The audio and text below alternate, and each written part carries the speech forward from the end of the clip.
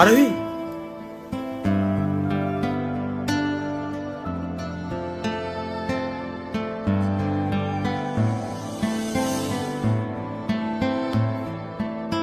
এই তুমি এখানে কি করতে এসছো? আর এইসব কি ড্রেস আপ পরে এসছো?